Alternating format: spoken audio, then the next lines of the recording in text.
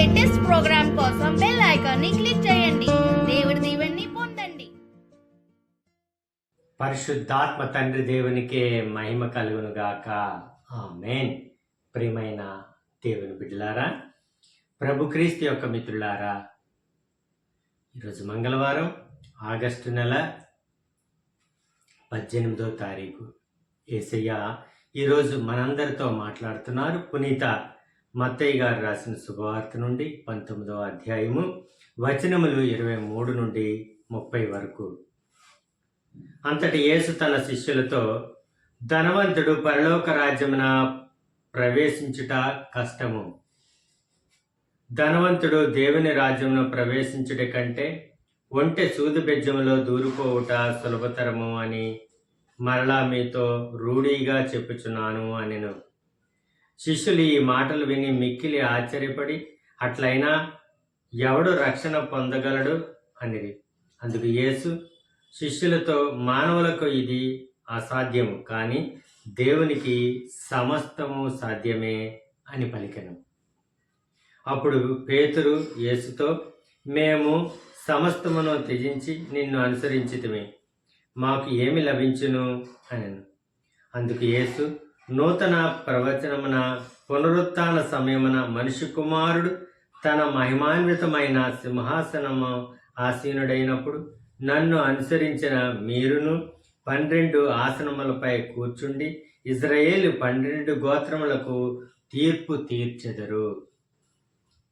నా నిమిత్తము గృహములను గాని, సోదరులను గాని, సోదరీమణులు గాని, తల్లిని గాని, తండ్రిని గాని, బిడ్డలను గాని, భూములను గాని త్యజించిన ప్రతివాడు 100 పొంది నిత్య జీవమునకు వారసుడగును.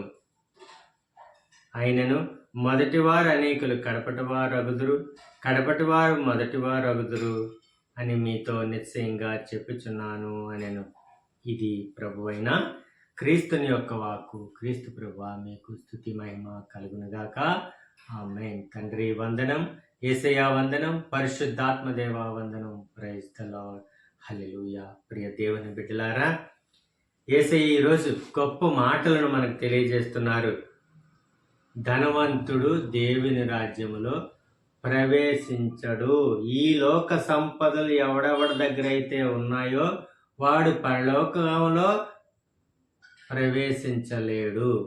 Praise the Lord. హల్లెలూయా. గుర్తుపెట్టుకోండి, ఈ లోకములో అమితంగా ధనవంతుడు దేవుని రాజ్యంలో ప్రవేశించాడు. ధనవంతుడు అంటే కోట్లు కోట్లు మునిగి ఉన్నవాడు. కార్లు, బంగ్లాలు, భూములు, బంగారం, వజ్రాలు, వైడూర్యాలు, కట్టలు కట్టలు, మూటలు మూటలు డబ్బులు ఉన్నవాళ్ళు, వాళ్ళు ధనవంతులు. వాళ్ళు గ్యారంటీగా దేవుని రాజ్యంలో ప్రవేశింపరు. ధనవంతుడు దేవుని రాజ్యంలో ప్రవేశించుట కంటే ఒంటె అనేది చాలా పెద్ద ఎడారి జంతువు. అది సూది బెజ్జం ఏమాత్రం ఉంటుందండి? నలకంత. సూది బెజ్జంలో ఆ ఒంటేనే వెళ్ళిపోవచ్చు, కానీ ధనవంతుడు పరలోక రాజ్యంలో ప్రవేశించడు. డ్యామ్ షూర్ ఇది. ప్రియ దేవుని బిడ్డలారా, ఈ లోకంలో నీకు అమితంగా ధనం ఉందా? అయితే నువ్వు గ్యారంటీగా పరలోక రాజ్యం చేరుకోలేవని యేసయ్య చెబుతున్నారు. అంతేకాకుండా అందుకు యేసు శిష్యులు మానవులకి ఇది అంటే అప్పుడు వెంటనే శిష్యులందరూ కూడా ఆశ్చర్యపడిపోయారు. ఏంటంటే అలాగైతే ఎవరికి రక్షణ దొరుకుతుంది అని అంటున్నారు. ఇది మానవులకు అసాధ్యమైన, కానీ దేవునికి సమస్తము సాధ్యమని యేసయ్య చెబుతున్నారు. అప్పుడు పేతురు యేసుతో, మేము సమస్తమును త్యజించి వచ్చేసాం కదా, మరి మా సంగతి ఏంటి అని అడుగుతున్నారు. మేము సమస్తమును విడిచిపెట్టేసి మా తల్లిని, తండ్రిని, భూముల్ని, బంగారం, లేకపోతే డబ్బును, ధనాన్ని, భార్యను, బిడ్డలను అందరినీ విడిచిపెట్టి వచ్చేసాం. సమస్తం విడిచిపెట్టమని నిన్ను అనుసరిస్తున్నాం, మరి మా సంగతి ఏంటి అని అడుగుతున్నారు పేతురు గారు.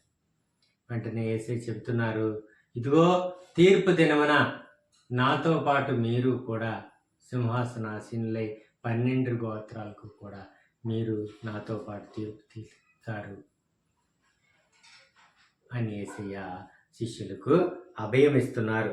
అంతేకాకుండా నా నిమిత్తము గృహమును కానీ, సోదరులు కానీ, సోదరిమణులు కానీ, తల్లిని కానీ, తండ్రిని కానీ, బిడ్డలు కానీ విడిచిపెట్టిన వారు 100 ఫలిస్తారు.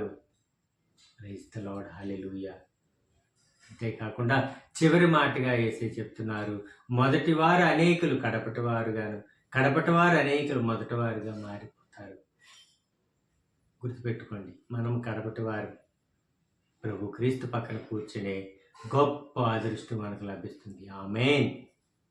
ప్రియ దేవుని బిడ్డలారా, అవిశ్వాసంతో నమ్మికతో మనం ప్రభువుని అంటిపెట్టుకొని ప్రతి దినము కూడా ప్రభు నామంతోనే, ప్రభు వాక్యంతోనే మనం జీవిస్తూ ప్రభు చేయి పట్టుకొని మనం మన జీవితాన్ని కొనసాగించాలి. మన రోజులను, మన కాలాన్ని, సమయాన్ని మనం ఈ జీవితాన్ని ప్రభువు చేతి పట్టుకొని మనం నడుచుకుంటూ ఆయన్ని స్మరించుకుంటూ ప్రభువా మాకు స్వస్థతను ఇవ్వండి, ఆయుష్ను ఇవ్వండి, ఆరోగ్యాన్ని ఇవ్వండి అని మనం ప్రార్థన చేసుకుంటూ ప్రభు క్రీస్తుకు మనం సేవ చేసుకుందాం.